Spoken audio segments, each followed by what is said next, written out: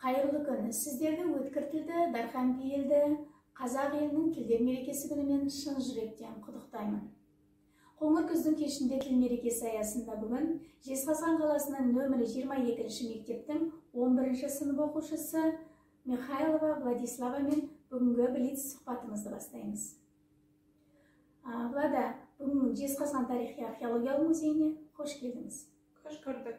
Бүгінгі күні Қазақстанда тұратын басқа ұлт өкілдері мен қазақ азаматтары мемлекеттік тіл, қазақ тілін меңгеруге зейін қойып, қазіргі уақытта мемлекеттік тілді еркін сөйлеуді мақсат етіп жүр.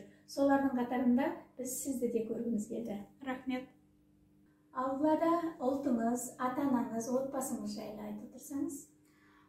Ұлтым орыс, менің анам да орыс. Анаңыз да орыс. Иә.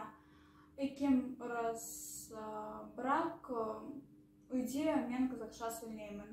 Бәрекелді, үйдесіз, демек қазақша сөйлейсіз. Биыл Қазақстанның тәуелсіздігіне 30 жыл толып отыр. Міне осындай аз уақыттың ішінде еліміз көптеген жетістіктерге қол жеткізді. Сол жетістіктерді атап бере аласыз ба? Қандай жетістіктер? Қазақ халқын қалайсыз, бағалайсыз? 1991 жылы Қазақстан елімінде ел болды. Қазақстанның жетістіктері өте көп. Мен қазақ халқым мақтанамын.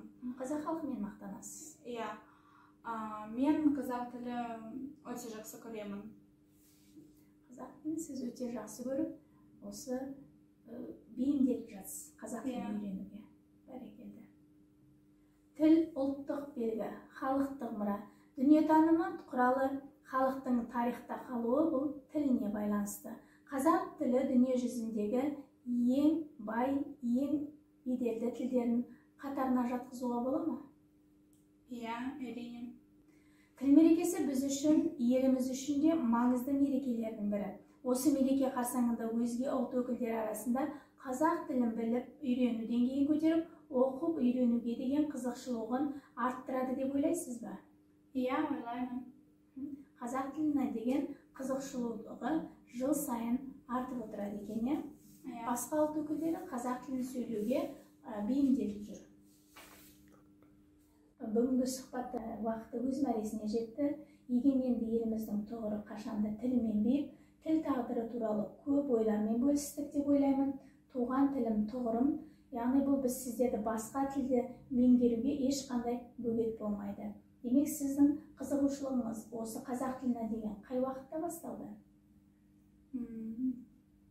Мектеп кезінде ме? Мектеп кезінде басталды.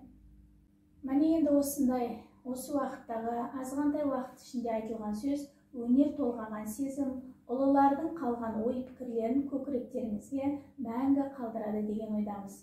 Өткірдің жүзі, кестенің бізі, өрнегін сендей салалмас деп Абадай атамыз жырлағандай, таңырқап тағзым еткен осы бір ана тілі болатын. Енді міне жаңа оқу жылымен тұспа-тұс келген бүгінгі алдағы келе жатқан 5-ші қыркүйек тілдер мерекесімен сіздерді құттықтаймын. Әрқашанда осы біздің мерейіміз, Қазақстан халқының мерейі үстем болсын, тәуелсіздігіміз тұғыры биік болсын. Рахмет. Келіп, осындай сұхбат бергеніңізге сізге де алғысым шексіз. Рахмет, сау саламатта болыңыздар. Рахмет.